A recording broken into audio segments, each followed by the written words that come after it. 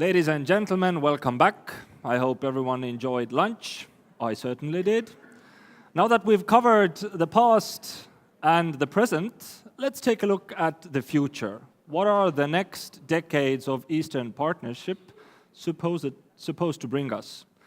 Now, as we are all wondering what that special place in hell looks like for those who started the Brexit process without really no idea what they're getting into, I'm still wondering, what will it take to see new members joining the club of soon 27?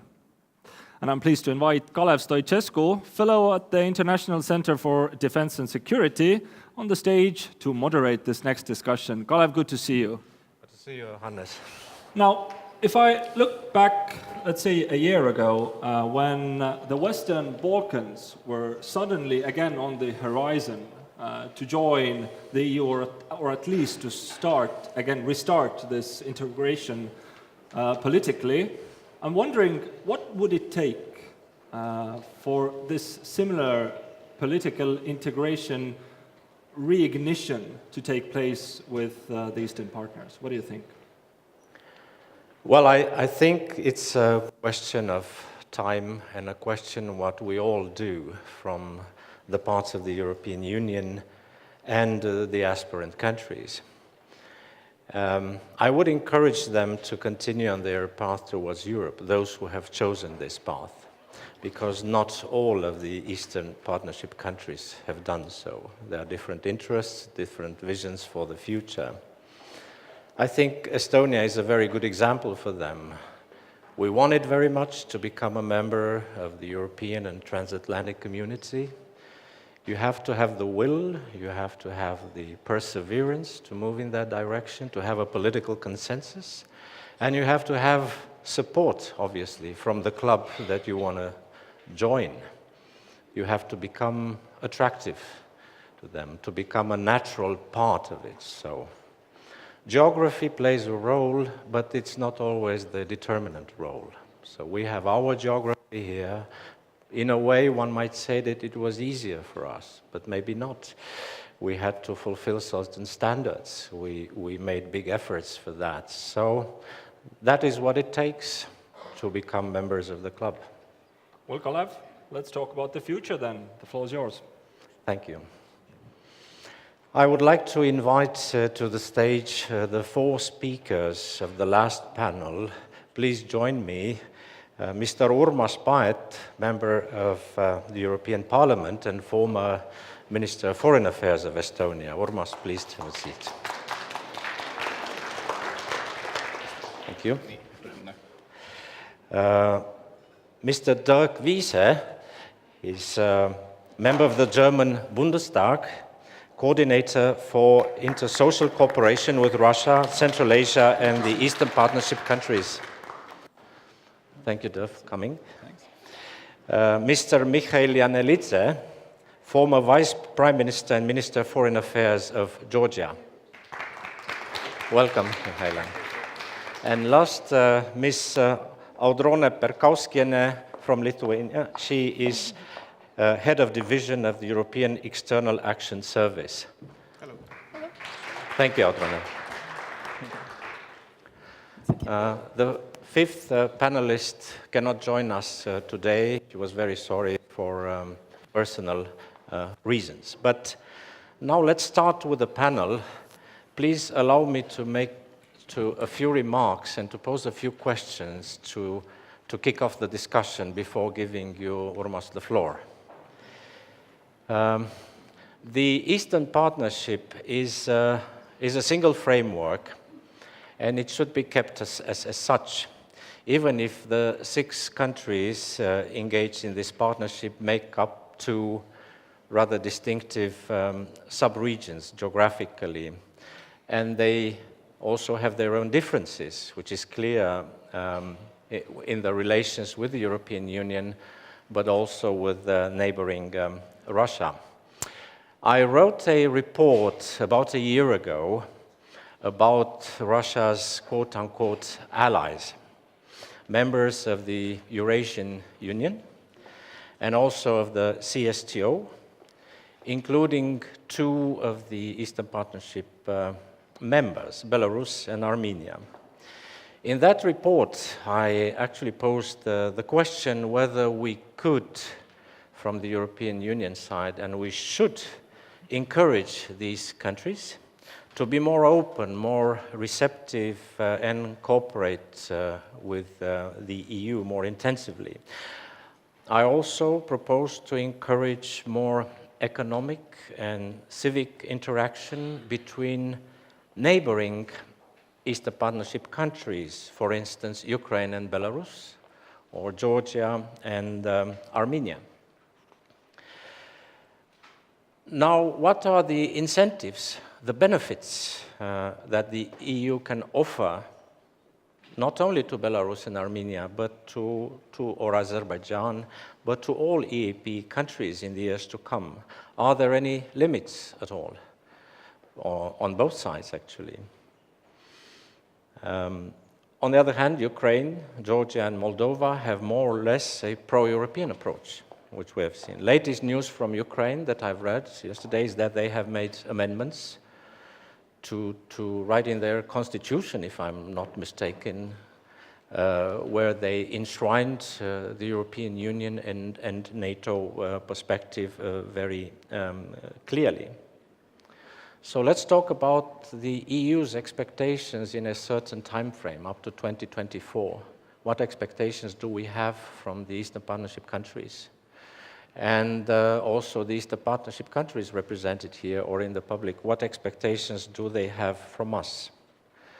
Last but not least, a couple of comments on two important matters that I personally also reflected in that report. It's about communication and visibility with regard to the Eastern Partnership countries, but also to Russia. I think it's important because Russia is the elephant in the room.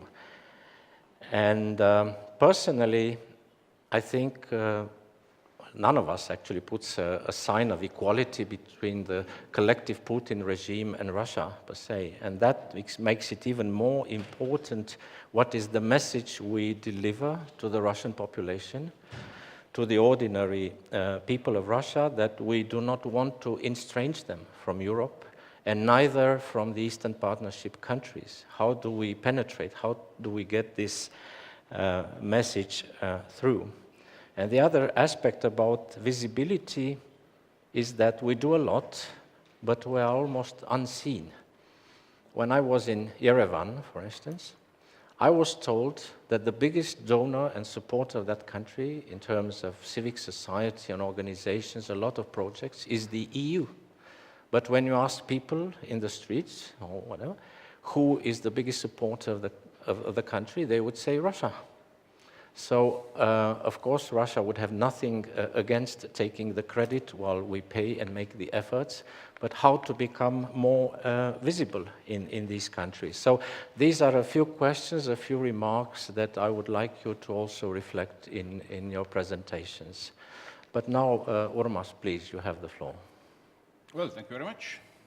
And thank you for this opportunity to share my ideas what concerns the future of the Eastern Partnership, because I was happy to be 10 years ago Minister for Foreign Affairs here in Estonia when we established our Eastern Partnership Center. And through this last 10 years, I guess Estonia has been always very committed to support democratic developments in our eastern neighborhood, in Eastern Partnership countries, but not only, also, well, other countries in the East who are not exactly members of Eastern Partnership.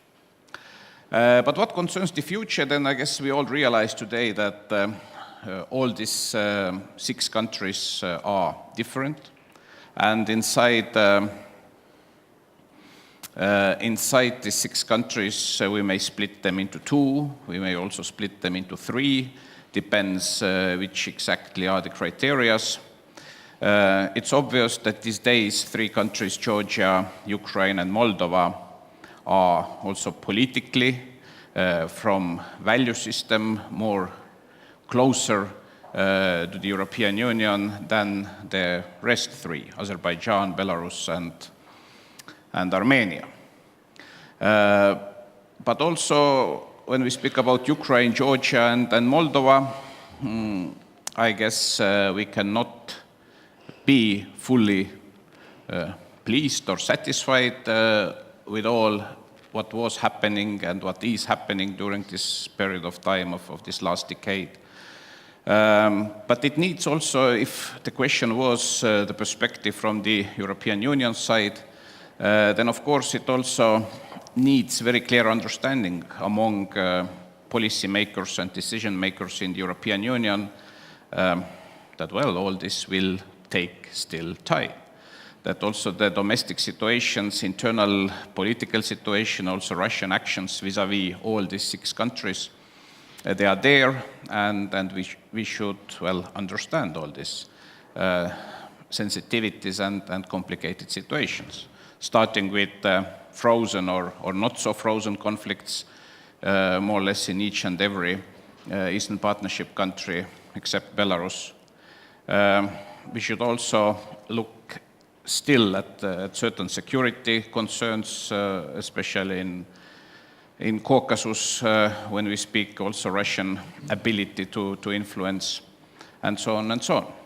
But in final end, of course, the ball is in the hands of these particular societies and political leadership of these countries. Because a few years ago, well, also for the European Union, for example, Moldova was a clear success story. Today, there is quite large wave of disappointment when we speak about Moldova. Even I personally feel very sad that we had to, or EU had to, for example, stop microfinancing of Moldovan projects and also to shift certain assistance resources from government to civil society, because unfortunately the trends of last couple of years in Moldova are rather negative, starting with Chisinau mayor elections last year and also all the rest what we have witnessed. So that in this sense, in general terms, so far 10 years has been, clearly success story comparing where we were 10 plus years ago, but at the same time, all these 10 years has not been stably only in the positive direction or addressing also the expectations of the European Union in this regard. When we speak about the biggest, and in this sense, well, also very relevant country, when we speak also relations to Russia, but also all Eastern neighborhood, Ukraine, then of course, events in Ukraine 2014, the Russian annexation of the Crimea and intervention in Donbass pushed West, including European Union and Russia, into the most difficult, relationship during all this last close to 30 years. It also shows how important politically are these Eastern Partnership countries. That on the name of Eastern Partnership countries, or country in the case of Ukraine, European Union and West is actually ready also, to suffer. So, what concerns future, then it's really important to keep up Europe's support on all fields, political, security, economical, and so on. It also, of course, demands certain efforts to work with public opinion in many European Union countries themselves, so that it's not natural that all European societies understand and know and share very well why EU has to spend resources in Eastern Partnership countries. But still, the biggest exercise should be done by our partner countries themselves, so that we can assist, we can support, but of course the work should be done for the benefit of their own citizens, of their own societies in all the 6 countries. I hope that in foreseeable future still we also have some shift and changes what concerns Belarus, because if you look at the map, then Belarus has central geographical position in Europe, so that in this regard it's not very logical when we see where Belarus still is, so that I hope that step by step also this society understands what should be the more adequate and natural war for this society.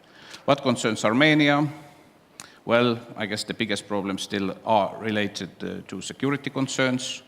And of course, Azerbaijan, I guess that they, at the moment, have chosen so clearly their own way that I guess that the maximum, when we look at next 10 years in the frame of Eastern Partnership with this country, could be economical or business cooperation. And the rest three, certainly, EU will continue to support, but to strengthen rule of law, fight against corruption, different liberties in society. It's still in final end in the hands of the political leadership and societies of Georgia, Ukraine, and Moldova. Thank you, Urmas. And this is how we agreed with the speakers to have no more than 10 minutes. I will have a quick question to you first after your presentation with an answer no more than 1 minute, please, so that we leave enough time for questions and answers from the public. You mentioned a very important aspect, the frozen conflicts. And they tend to appear rather than disappear. There are more and more of them. I once made a joke, which is, of course, is nothing funny about this, that this was misinterpreted by the regime in the Kremlin, the term of peacekeeping, in terms of taking pieces from other countries and keeping them. And this is what they actually do.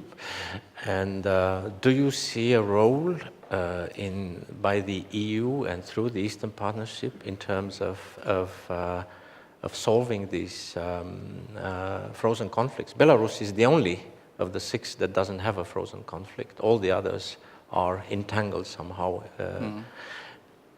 Also, Ukraine doesn't have frozen conflicts. Well, in a way, yeah. Ukraine has a real conflict, so that it's not very much frozen. Short answer is yes. Of course, I see that EU should play here a role.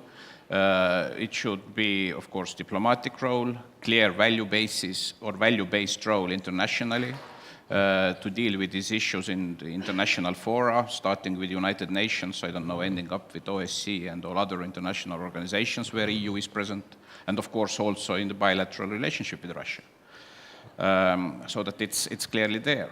And as you mentioned, that in Armenia nobody knows that the EU is biggest donor, I guess it also a little bit applies to these security and conflict issues as well. I guess that the work also done by the EU in these Eastern Partnership countries to explain what's wrong and how EU can assist, what these societies, from our point of view, can do themselves, I guess we really have to increase the level of adequate PR, because it is a very powerful tool these days where we all have also troubles with fake news and all this stuff, so that at the same time we are even not using completely appropriate and adequate tools for sharing information and analysis from our side.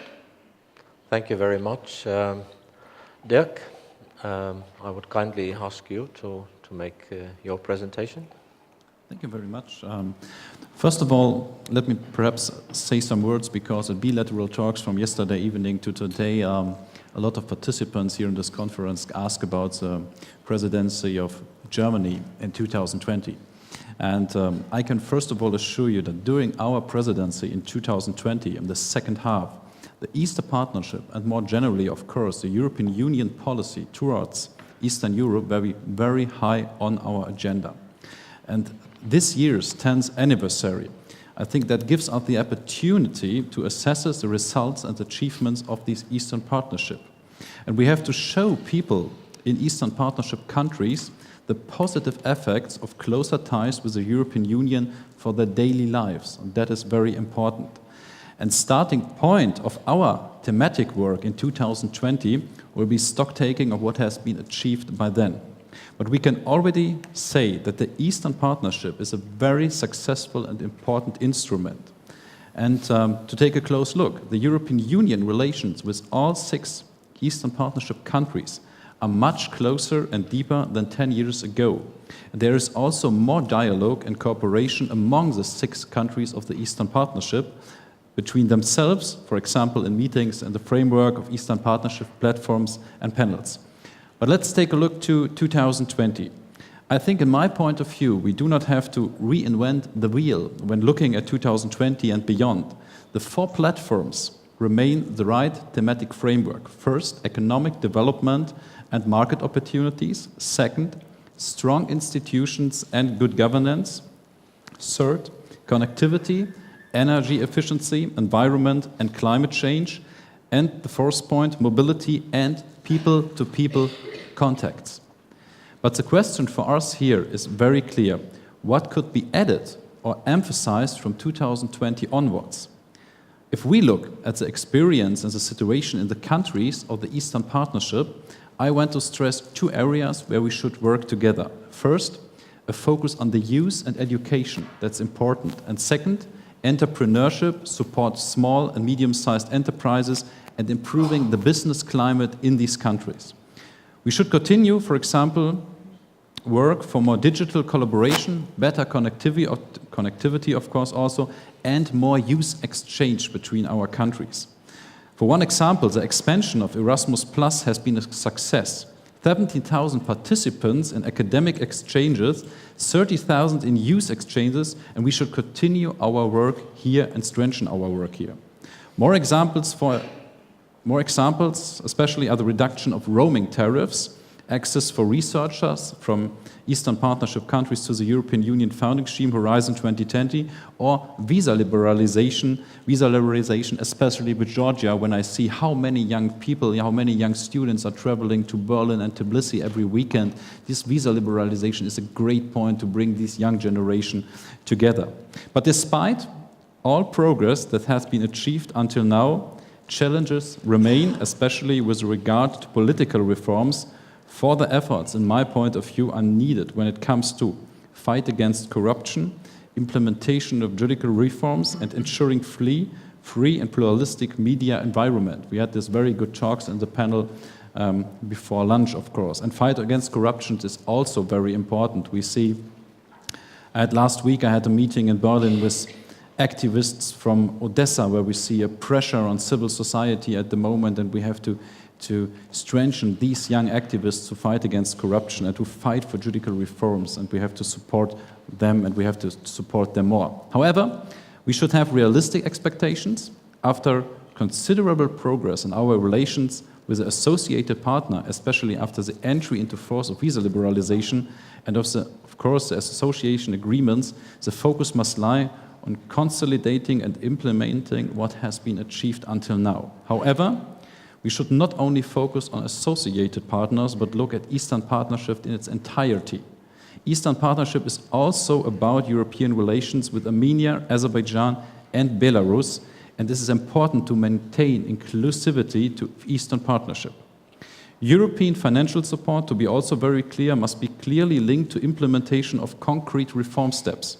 In Moldova, for example, we are closely watching the upcoming elections. Civil society in partner countries, but also our citizen expects us to ensure that conditions are met. If I emphasized at the end the focus on youth and education, fight against corruption and a pluralistic environment, it is clear that we should strengthen our cooperation with partners beyond the governments, civil society, media, and the private sector, and especially the young generation. These are all important drivers of further reform steps, and we should involve them more.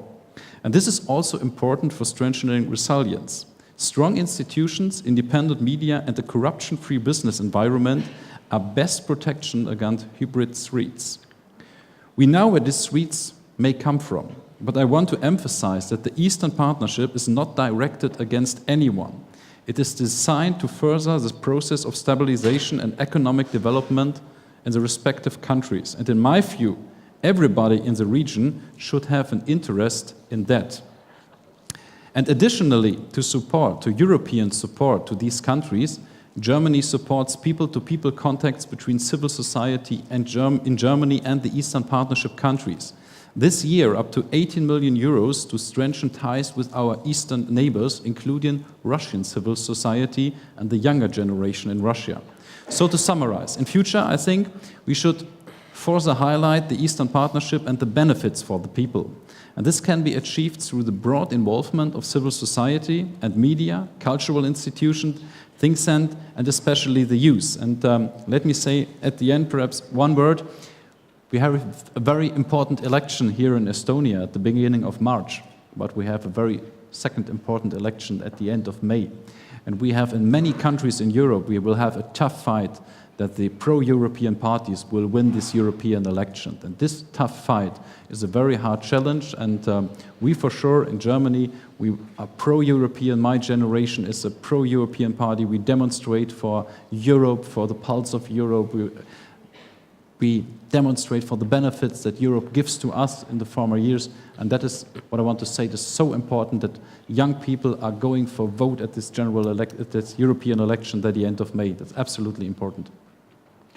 Thank you so much. Very interesting and thought-provoking remarks from you, Dirk. Ask you as well a question, or maybe even two. How much do you think is important to shift the stress from the institutional approach to the people-to-people contact, to raise the general awareness of what we are actually doing among the populations in the Eastern Partnership countries?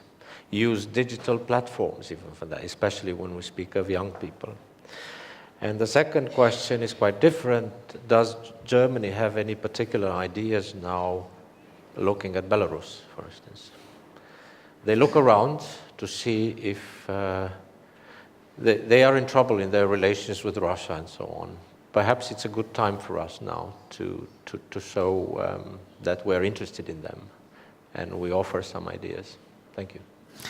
To the first question, the short answer, I think it's very important to strengthen these people-to-people contacts.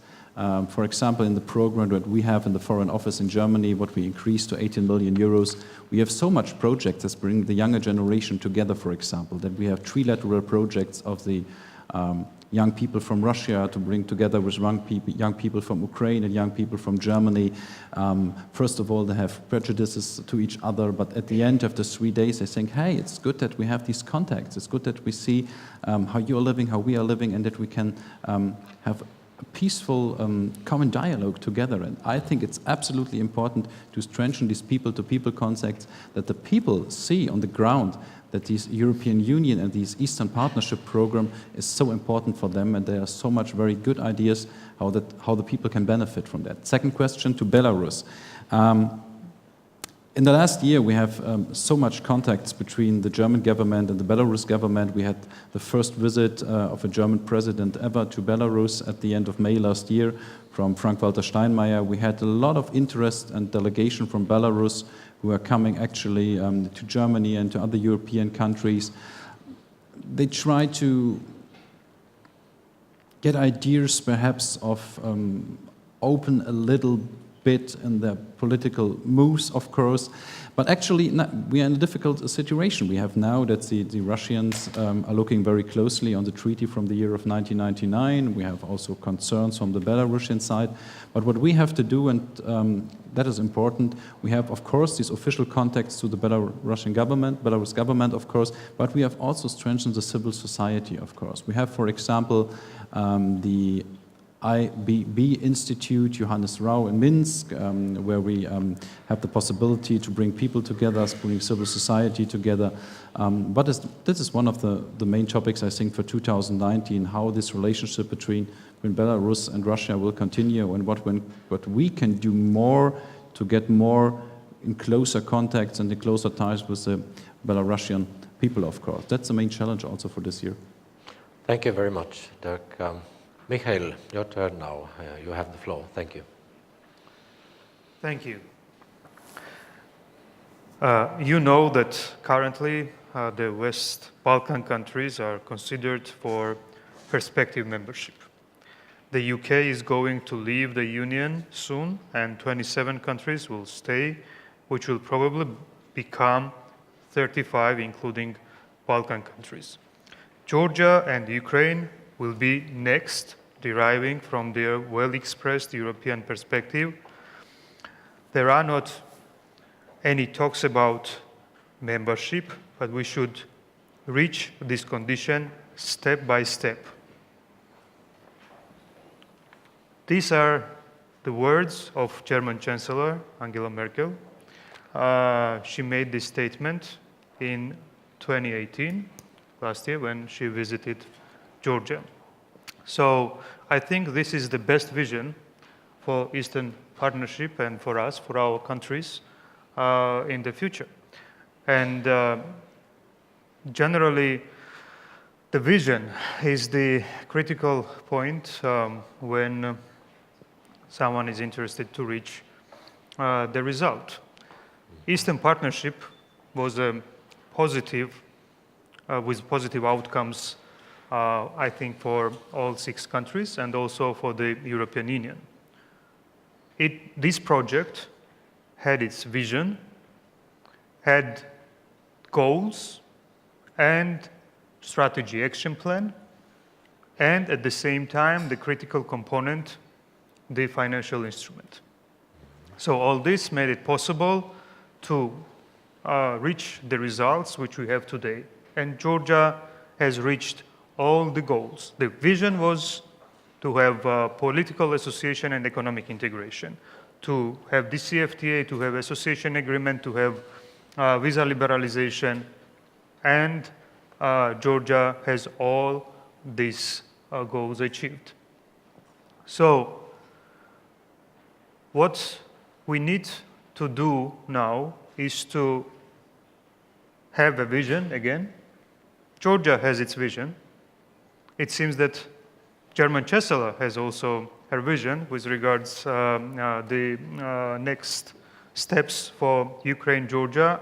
I fully subscribe with her statement. I would add also Moldova and other interested countries to have that perspective and opportunity in Eastern Partnership. But we need also to define goals and allocate relevant financing.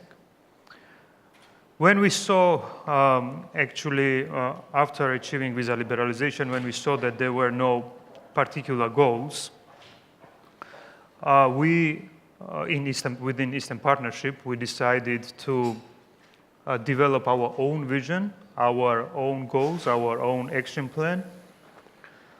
Our vision is clear. We want membership, but the goal defined by Georgia was to be ready. So this is the goal, to be ready for the political momentum opening when European Union will be ready to open doors for Georgia. How we want to reach that goal? We want to reach that goal by having more ambitious agenda than the association agreement and this CFTA offers to Georgia. And it's an unilateral plan. We have elaborated a roadmap to EU. It's not roadmap to membership. It's a roadmap to EU, which is in line with our, the plan is in line with the goal to be ready. And this roadmap is a very comprehensive document. We actually include there, first of all, effective implementation of AA and DCFTA, but also we want to join more agencies and programs, European agencies and programs. We want to actually have more sectoral integration. We want to enhance our cooperation in defense and security. We want to do some legal screening to get closer with our regulations with the European norms and standards. And definitely we want also to be engaged, to stay engaged with Eastern Partnership, within the Eastern Partnership, and continue our process towards achieving 20 goals for 2020. So, in general, some of the components of these unilateral steps of Georgia can be applied to Eastern Partnership as well.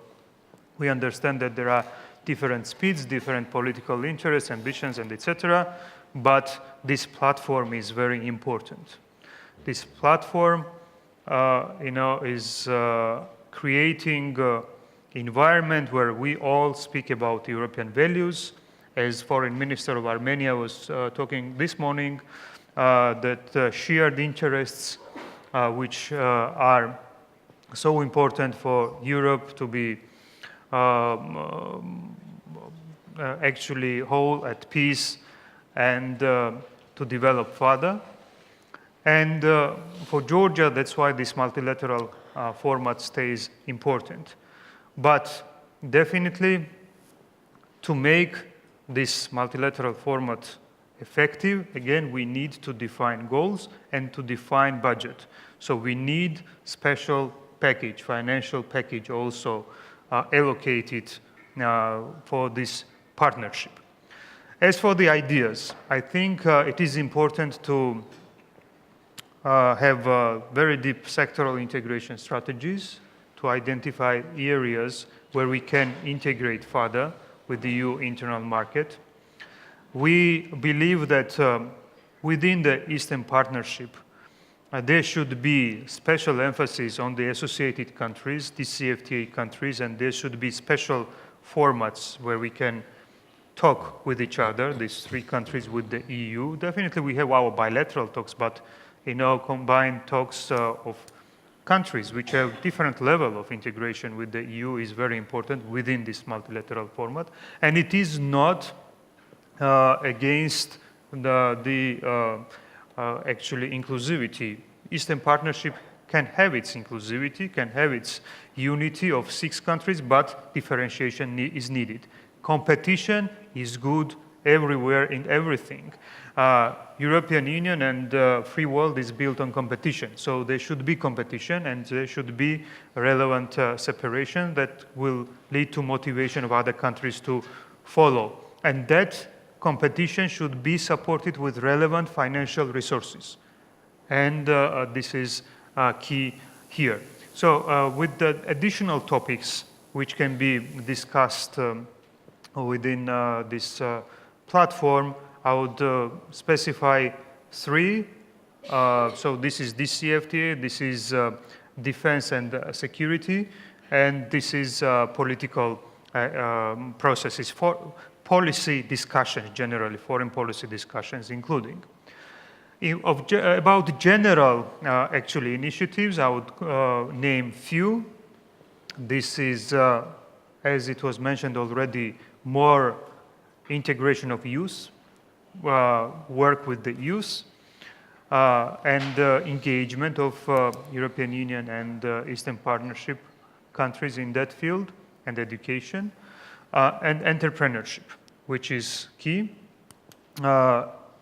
We need to attract more private capital, EU businesses, to Eastern Partner countries, and we need to create relevant platform for doing that.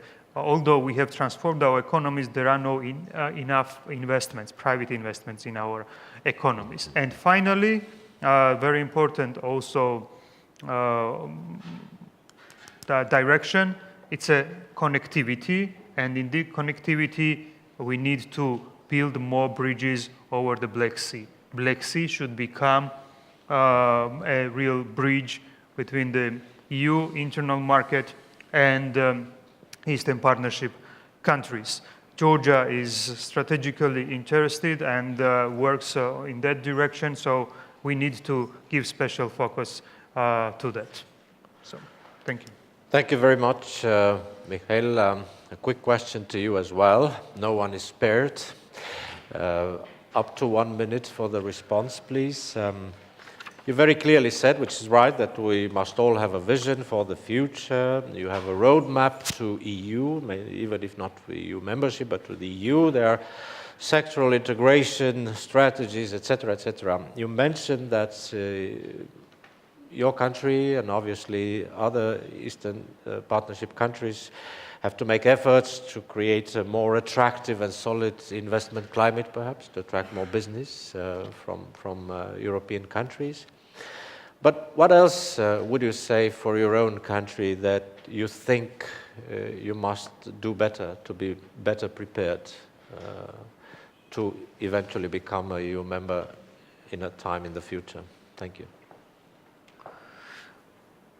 Thank you for this question. Actually, Georgia is a frontrunner in Eastern Partnership, and we are advanced in many areas. For instance, we are ahead of not only countries in the process of accession today, but ahead of many EU member states in the fields of governance, economy, or business environment, or etc. But it doesn't mean that we are satisfied with the achievements. So this is a continuous improvement process, and definitely we need to do more in democratic institutional building capacity of our state institutions, and actually be ready to be engaged in this kind of work which is covered by the EU. So institutional build-up and strengthening further democratic institutions are critical. We have made a good step, moving towards parliamentary system, but it is a transition period now, and we have to go,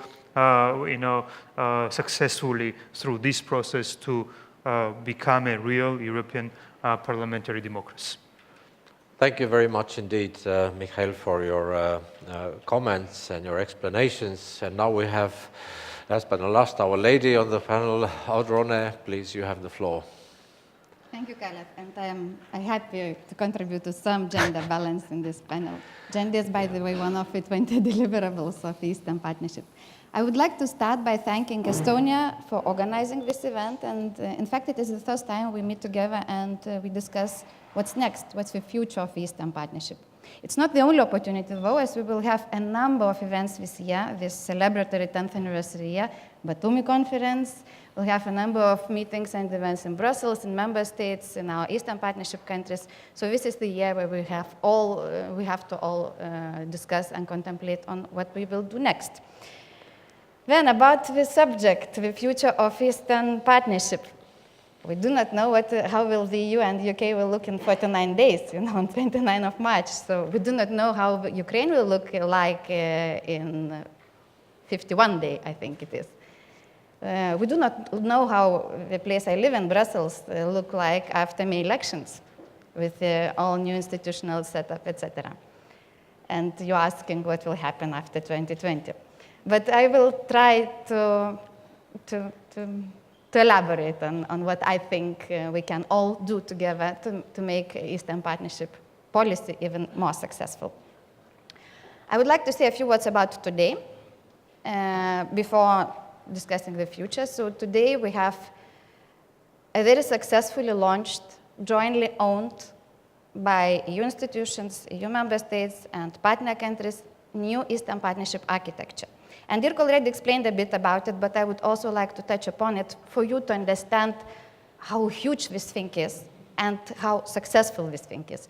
For example, this year alone, we will have 96 meetings where the EU institutions, EU member states, and partner countries will meet together and will discuss where we stand, how we can improve to make reforms and changes in partner countries even more successful. And these meetings range from, well, summit we will not have this time, but this year we'll have, of course, Foreign Affairs Ministerial, we'll have a number of sectoral ministerials. For example, in the few coming months during the Romanian presidency, we have 3 sectoral ministerials in connectivity, one on digital, one on transport, one on energy, very important areas where we meet and discuss. We also have our senior officials meetings, we have platforms. Dirk already explained to you about platforms, so I will not repeat. And also we have panels, workshops, experts meetings. I personally try to join as much as possible, and I believe last year I joined something like 1/3 probably of the meetings. And my heart is singing when I see, for example, mayors from partner countries, from European Union countries, from the institutions, and they sit together and they discuss and brainstorm how to, for example, make our cities in Eastern Partnership, but also in the EU, more, environmentally friendly, more citizen-focused, greener, etc. And it is a very important and a very interesting exercise. Another thing which I would like to touch upon talking about today is 20 deliverables for 2020. They were mentioned already in the morning, they were mentioned in the afternoon, so I will not go very much into details about the implementation of 20 deliverables for 2020. I may say that we have successful stories, for example, in the area of transport, digital, business, youth. Talking about youth, because youth is very important today and it will be even more important after 2020. We have youth package, we have school opened in Tbilisi, we will have youth forum in Vilnius later this year. Next week in Brussels, we will have close to 100 young Eastern Partnership ambassadors and also young representatives from the EU countries, and they will all together launch the 10th anniversary celebrations events.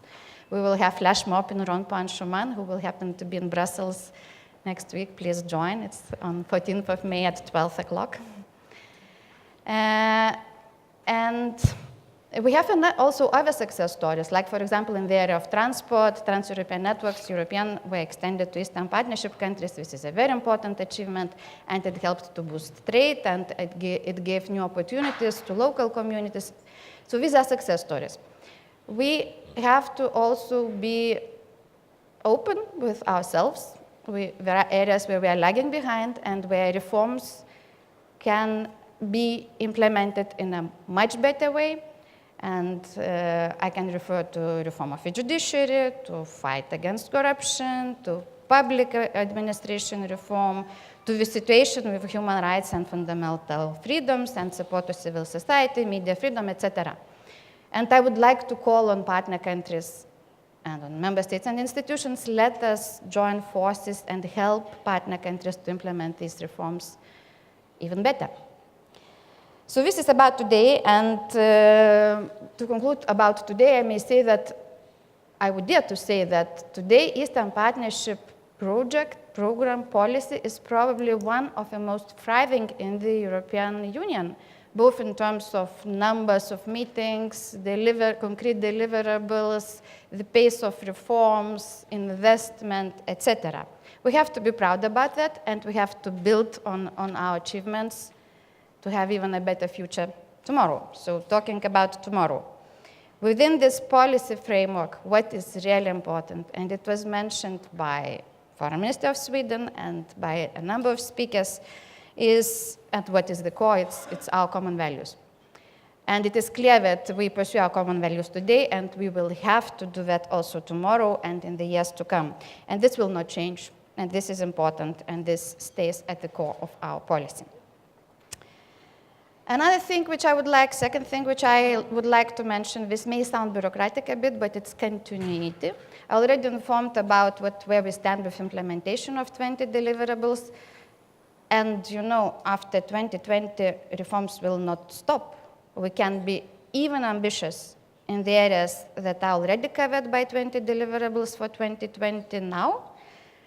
And we can also invest a bit more and put our efforts even more in the areas that are lagging behind, especially public administration reform, fighting corruption, judiciary reform, support to civil society, freedoms and rights. Security was mentioned here. Of course, we have to redouble our efforts in fighting hybrid threats. We cannot hide from that. Fighting disinformation, cybersecurity is at core. So we will have to continue on the reforms we are already implementing now, and we will have more efficient in the areas that are lagging behind, and we will have to be more ambitious both in the areas where we are succeeding and in the areas where we are far from being very successful. Another thing, third thing, is differentiation versus inclusivity. This is a very complicated topic, but it is clear that Eastern Partnership remains an inclusive framework, and at the same time, all partners can advance at different speeds, and they are advancing at different speeds, and that's the reality, and that's the beauty of this policy, that all partners have this freedom to choose clubs to join, areas where we would like to advance more or less. Fourth thing I wanted to mention, and which it was already mentioned by my former boss, Rina, in the morning, it's financial assistance. It was mentioned by Michael as well. Rina said, and you said it's key, and I agree it's key. And while we all know that the discussions are undergoing and we do not know how the future multi-annual financial perspective will look like, we have a proposal which is currently on the table. And this new MFF proposal, which is currently on the table, foresees 22 billion euros for the neighborhood. And that means 24% increase. We do not know how the final outcome of this exercise will look like, but we have this situation today.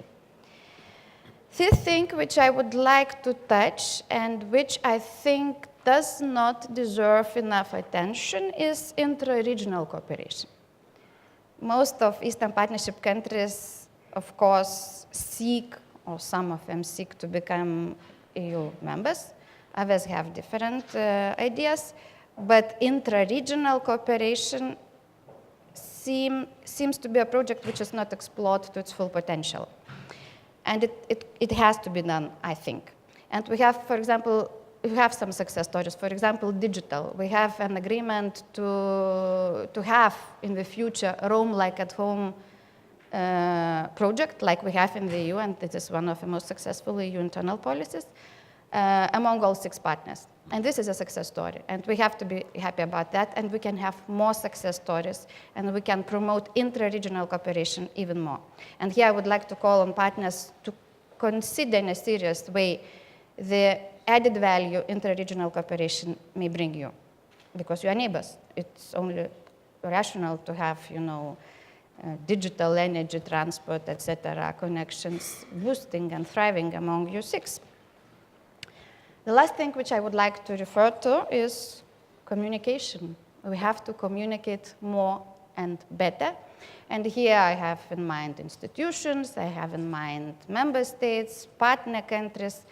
It's a pity that our audience does not know the success stories, investments, the amount of energy which is put to make this policy as successful as it is, and it is a successful policy. And I agree with Urmas, it's sad that in Moldova they think that Russians are their biggest investors and supporters, etc., and in fact it is the EU and its member states.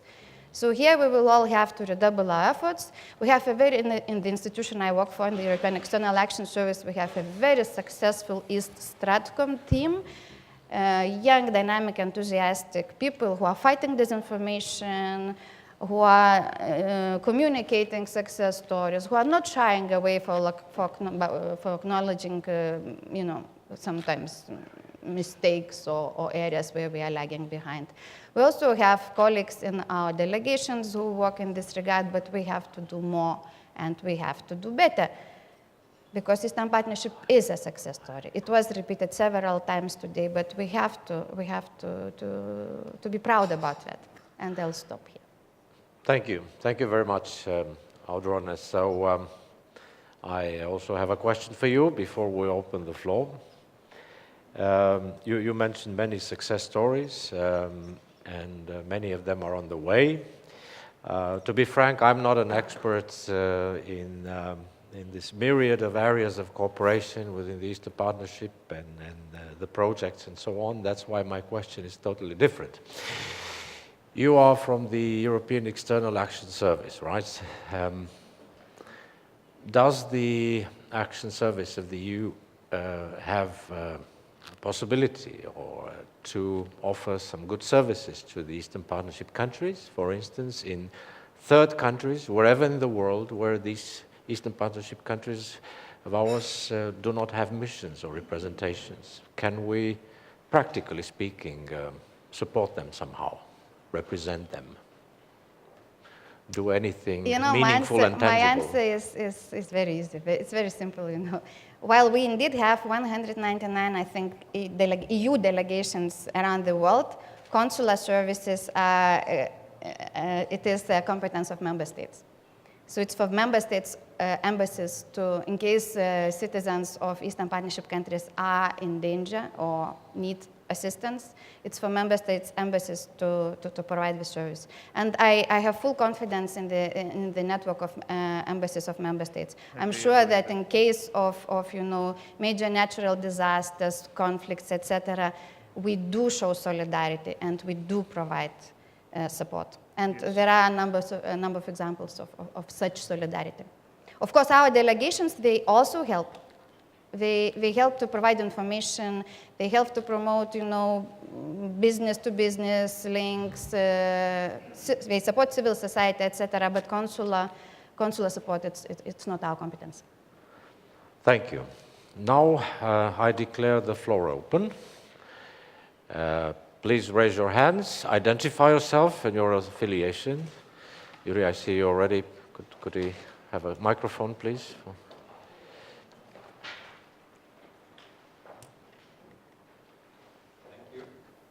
Thank you. Good afternoon. I'm Jüri Seilental. I'm with the Foreign Ministry, and for the last 3.5 years I've been responsible for our bilateral development cooperation program, inter alia. So my question goes in that vein. We are discussing the horizon beyond 2020. So when we start to think what's the next big deadline, I think the first date that comes into mind is 2030 and the SDGs. And my question foremost goes to the former Foreign Minister of Georgia. I agree with your assessment. You are one of our priority countries, and with your assessment that you said yourself that you are the forerunner. So my question is, in the perspective of 2030, do you see any of the Eastern Partnership countries maybe graduating in a sense of development cooperation, maybe even Georgia? And actually this question can go to other panelists as well if they take the courage to respond.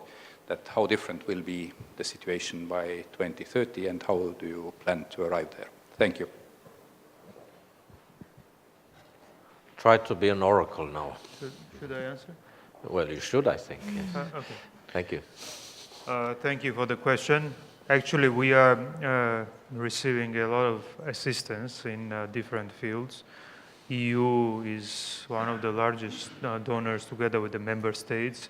We will take per country, so Germany is the second largest donor assistance provider to Georgia after the US. Actually Estonia is doing great job where we are here now, and many other countries. Georgia has several areas where improvement is needed and assistance is needed. It is adaptation to new norms which are related to association agreement, including sectoral parts, climate and environment, energy. So we need assistance to build stronger SMEs and actually develop a strong business community, to develop stronger export potential. So I assume that by 2030 Georgia will be a member of the European Union, and actually by 2030 we should have already ability also to be a provider of assistance to other countries. That's my prediction. Thank you. Thank you. Any other questions? Please. Thank you very much. So you help us out. I thought that the future is clear to everyone. So.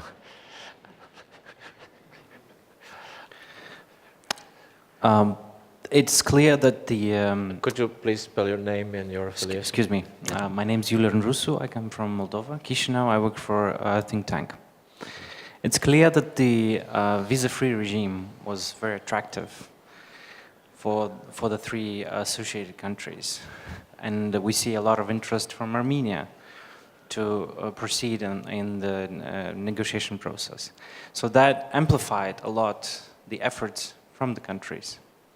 Now, since there isn't an evident benchmark or target after that, rather than membership, my question is to all the panelists, what do you envisage as an attractive intermediary target, which can be understood quite easily by the citizens of the Eastern Partnership countries, but also by the political elites, and which could trigger the same level of enthusiasm and swiftness in taking reform actions?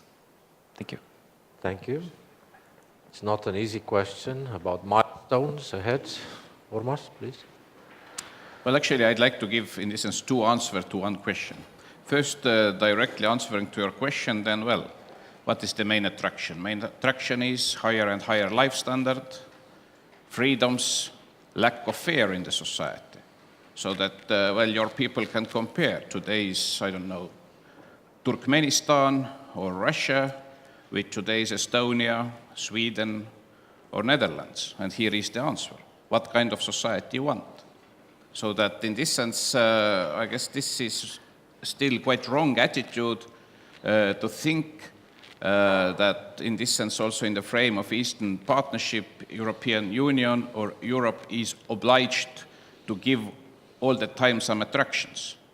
I guess that on the 21st century, every and each society who really wants to be free also should find and motivate your own society and then people. We can recall early 90s here in Estonia. We had no perspective at all to join European Union. But all the reforms we did, we didn't do them because somebody demanded, but it was because we wanted very clearly to leave our past behind and to be as similar as possible to the normal, free, democratic European countries. So that in this sense, it should come from inside 99.9%, not so that, well, Europe, tell us how you are attractive to us.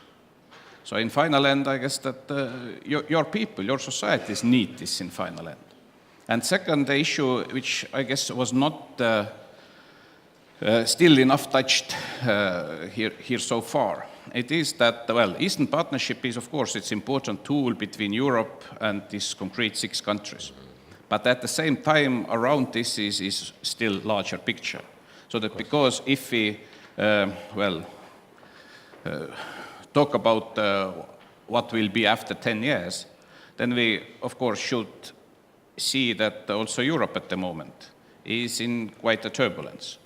And it's obvious that all these extreme political powers, populist political powers in Europe, are they coming from east or from right or left? Are they communists or very much left political powers, or are they extreme rights? Well, usually they have this in common, that they are quite Russian-friendly, that they'd like to see weaker European cooperation, weaker European Union, or even collapsed European Union. And of course, if this kind of trends in the European Union will strengthen, it more or less automatically also means that the support to the Eastern Partnership from European Union will also be weaker. It is clearly interlinked. Today's composition of the European Parliament, when we have their sort of resolutions to vote, which even on a very small scale criticize Russia, then always 120 MEPs are voting against. So that it is in today's European Parliament's composition, I should say, Russian direct influence. 120 MEPs out of 751. End of May, we will have European elections. If the turnout will be low, then of course it will benefit to those guys who want to see weaker European cooperation or even collapse of the European Union. And of course they don't want, how to say, to irritate Russia with Eastern Partnership programs and so on. So that this also we should keep into mind, that the health of European cooperation will have direct influence to all this nice story of Eastern Partnership. Even these days, we're proud to speak about European common foreign and security policy. Well, let's look closer. Nord Stream 2 is there, although it is 180 degrees in opposition with European Union energy union ideology and ideas. But still, German government wants to see Nord Stream 2. Although it is harming most of European countries, it is undermining European energy security, undermining Ukraine, Eastern Partnership country, and so on. So that without also real cooperation, what concerns foreign and security policy and united foreign and security policy in the EU, well, the perspectives of Eastern Partnership are also not that clear. Let me here in this sense very clear.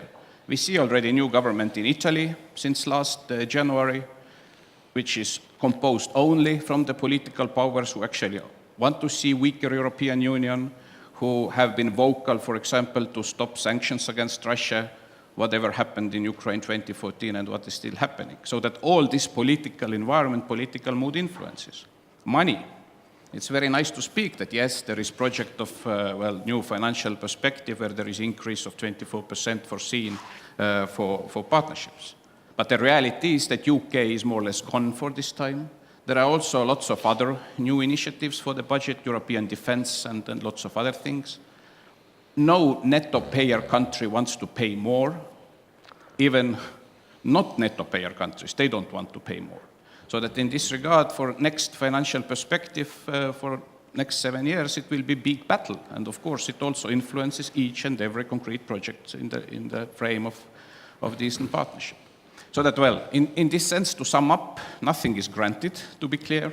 It of course also means that there should be efforts from Eastern Partnership countries, but there also should be efforts from all EU member states who still want to see that EU is strong and has impact globally, but also impact in its immediate neighborhood.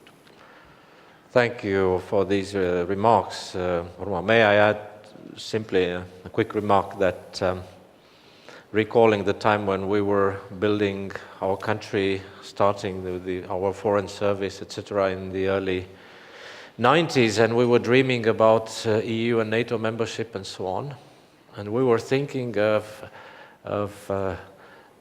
the European communities and the Union that appeared in 1995, that Sweden, Finland, and Austria joined, and so on. But when we joined, they were different already.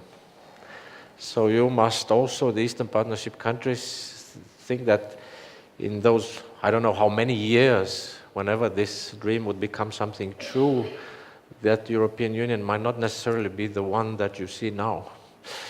And even NATO could be a bit different, so looking at this perspective. So they change over the years. But would anyone else care to add anything? Dirk, please. Let me say some words, because you said what can be the next steps, what can be the next steps, or what can be in between. I think actually this 10 years of the program of Eastern Partnership, I think we can say today that we achieved a lot. That we achieved a lot in reform steps, that we achieved a lot for the people, that we achieved a lot in transforming these countries, these 6 countries, of course, one more, one less. But actually, I think at the moment, in this not an easy situation, what we have, if we take a look to Westminster, if we see the upcoming European elections with this tough fight of pro-European parties and parties from the right, left, and the far right who oppose Europe, I think we should have a focus at the moment on strengthen these reform steps and to have progress for the people and to make this partnership program visible, that we achieved a lot in the last 10 years. And I think that is something we should focus now at the moment. And of course, celebrate 10 years, but then go on with these reform steps and have progress for the people on the ground. And to be one thing, because you mentioned Nord Stream 2, we have a different position. So let's have a Nord Stream 2 discussion now. we have European Union energy policy, which clearly says that Europe should not increase dependency from one source. And Nord Stream does opposite. Well, it seems. Well, thank you very much for your comments. One brief comment also. You wanted? I'm sorry. According to the sequence, please. I just wanted to add to these discussions.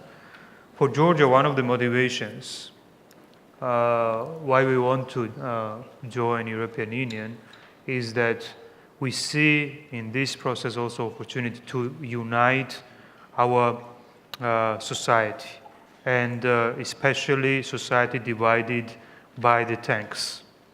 So if we will build real true European society on the controlled and state on the controlled territory of Georgia today, I think it will lead to the natural abolishment of the barriers which exist today. So we hope to live in a united European family together with our people living on the other side of the occupation line. But generally, for Georgian people, there is no need for additional motivation. So a drive to become part of European family, it is our civilizational choice, and it is in every people's mind. There is up to 90% support to European integration, and that call from the people's side is driving every government in Georgia to deliver on the European path and to create goals and to achieve those goals. That's why our current target is to be ready and actually to deliver through the roadmap. Thank you very much. Audrona. We have three panelists who are politicians here. I'm not a politician, therefore I will contribute to the part of your question which was about ordinary citizens. And what's the added value of Eastern Partnership to ordinary Moldovan today? And the answer is also very much down to earth. You have 700 kilometers of rehabilitated roads in Moldova. It's the Eastern Partnership. We have 225 schools. We've renovated schools, kindergartens, and community centers in villages. We've renovated using biomass heating system, Eastern Partnership project. We have 3,000 young people who benefited from the EU educational projects, Eastern Partnership program. We have 900 Moldovan students who benefited from Erasmus+, Eastern Partnership program, and they can continue and continue. So that's what is important. That is what matters for ordinary people in Moldova, in Belarus, in Ukraine, in Georgia, Azerbaijan, and Armenia. But then my question to you and to you is, do the ordinary Moldovans know that? Are on those roads that have been renovated with the EU's money signs, with the EU flag, and to say that this has been done actually with the support of the, or in those schools and kindergartens and so on. Is that the case? I've obviously touched a very sensitive strain here. The scope of my question was a bit different, and it was more related to how we can inspire the governments to be more proactive. That is indeed based on what happened, at least in Moldova, but I'm sure the same happened also in Ukraine and Georgia, how enthusiastic and how much effort was taken to go through the visa liberalization plan. And that involved a lot of institutional reform, lots of political will necessary. So there was a tangible and very high-ranking objective. Hence, we observed a lot of energy also, both from the government and from the citizens in the three countries. But just to quickly reply to your question, indeed, not all know about this. And this is troublesome because of the widespread phenomena of fake news, of lack of information, of also quite a controversial problem of media controlled in the country by the vested interests. So that going down to earth to familiarize the citizens with what is actually the real impact that the EU is providing, hence increase the support from the citizens for the EU perspective, requires a lot of effort at local level. Thank you very much. Just to comment, actually, European Union as such is really bad in promoting what it's doing, so that it's not only the case for Eastern Partnership, but for example also Middle East, you know. Everybody knows there that, well, US is giving this and that humanitarian aid, but the fact that actually EU is also in the Middle East, the bigger, or even in bigger the donor. Western Balkans, in Serbia, everywhere. for instance. And usually in Moldova, people know that Russia is good supporter, or in Armenia. In Middle East, they know that United States. But the fact is that EU is the biggest here, there, and in the third places. But nobody knows about this. So that it is overall lack of adequate, promotion, which is also needed if you really want to achieve political outcome. You know. Thank you. Yes, please.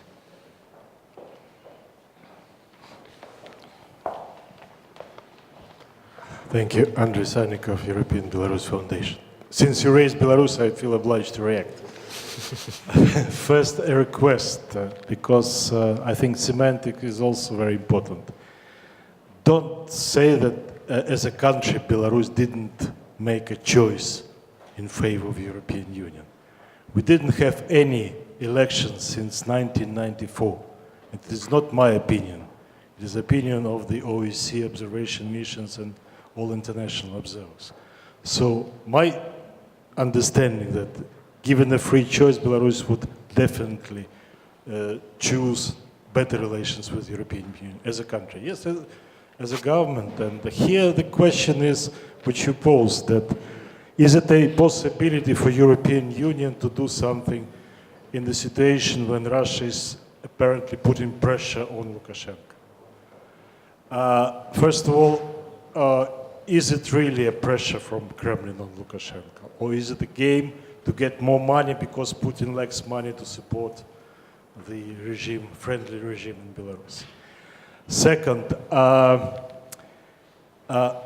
was probably misunderstood that I'm put in a dilemma that it's either you support Lukashenko or the democratic opposition, civil society, independent. No. Of course you have to maintain contacts. Of course you have to talk to the government. Of course you have to do it. But the support that was even 10 years ago provided for the civil society, independent media, and in general for the society in Belarus is being withdrawn. There is an emphasis on the contacts with the official Minsk, and then there is definitely decrease of attention and assistance.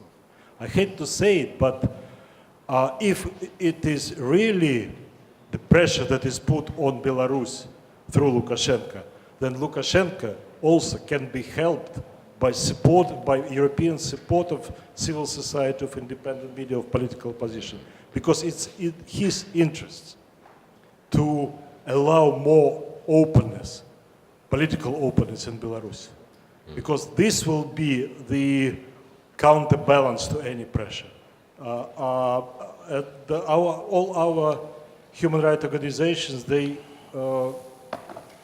produce reports that the situation in Belarus is worsening. It's not improving. So the regime, Lukashenko's regime, is continuing with its repression. He's blocking the independent media. He is after the independent journalists. He is, of course, repressing the political opposition, which could help in the situation where there is a real pressure from Kremlin. So in other words, support the second leg of Belarusian country, Belarusian state. Thank you. Thank you very much for your comments. There was a question over there, please. Yes.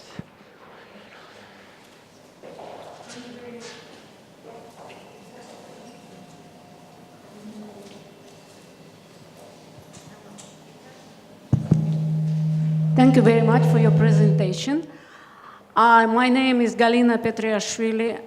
I am from Georgia. I am a journalist. And I have a little question to all.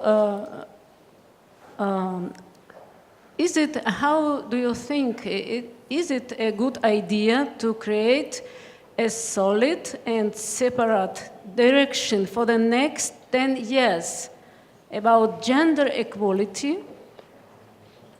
and about the activation of role of women in all our countries and in all processes? Thank you. Thank you for the question. Short answer is yes. Very short answer. Yes. Maybe some other gentleman would like to elaborate more, or I can definitely elaborate if you ask me. Of course, the answer is yes. And Georgia is very active in this area, by the way.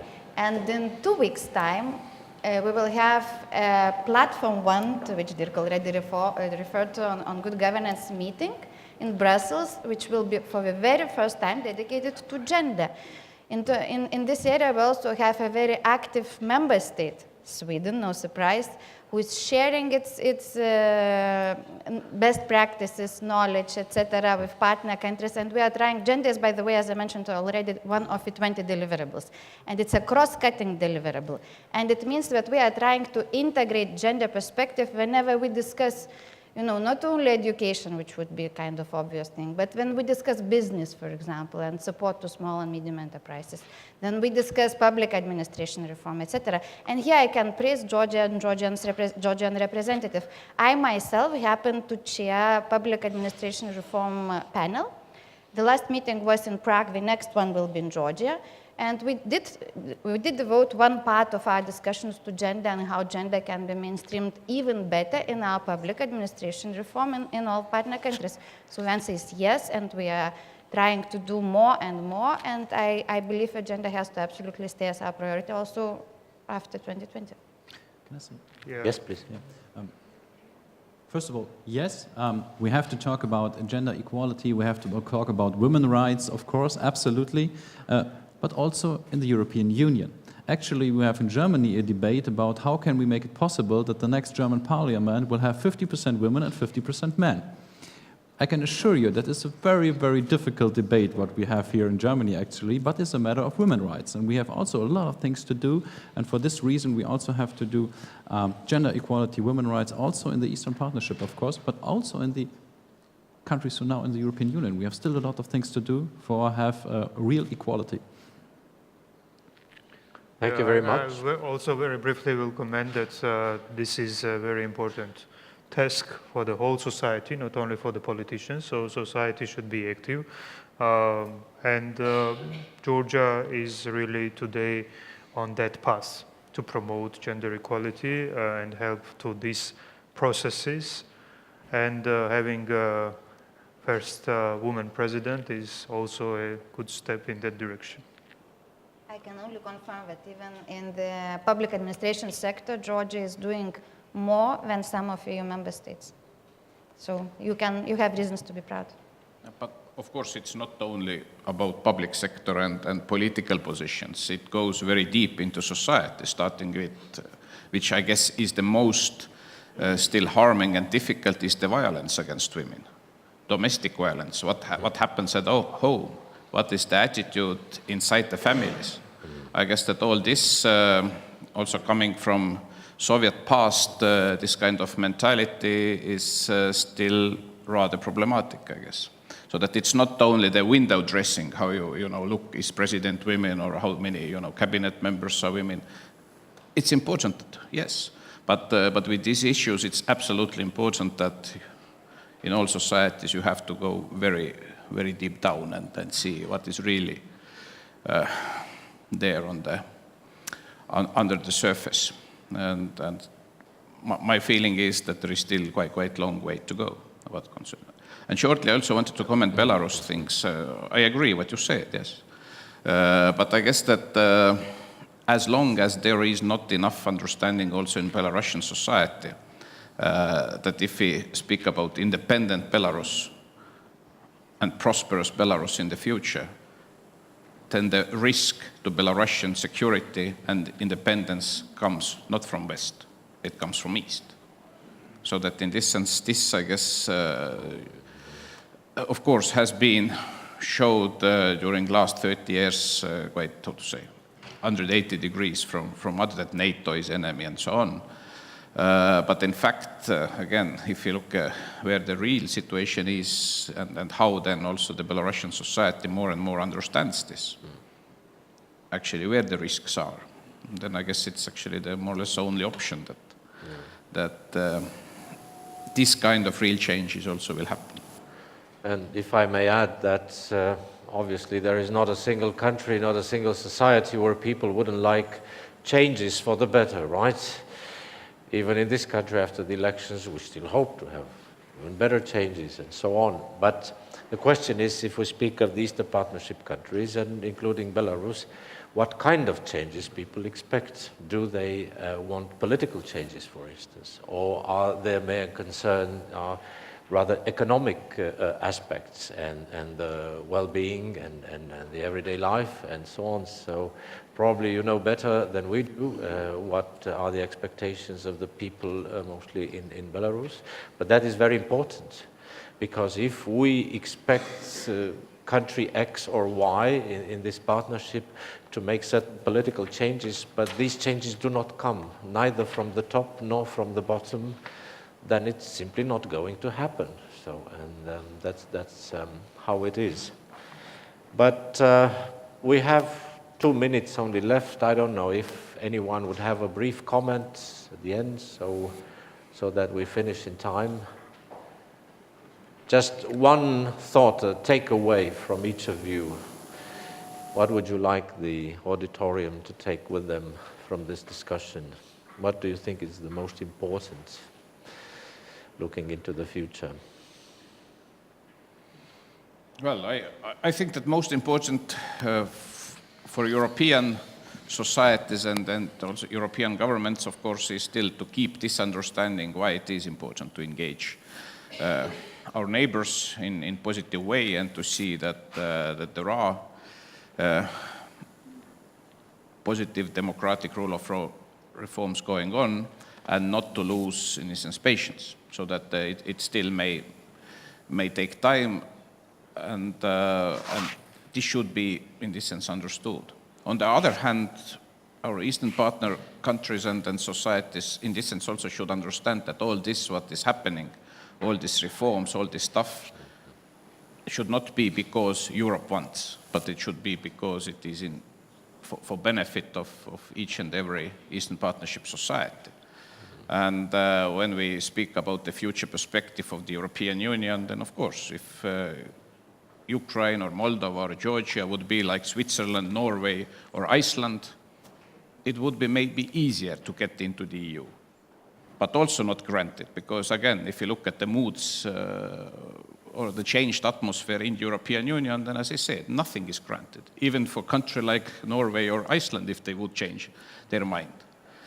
So that the more it is important that the outcome of all these reforms, be it for life standard, be of rule of law, combat against corruption, that they should be real ones.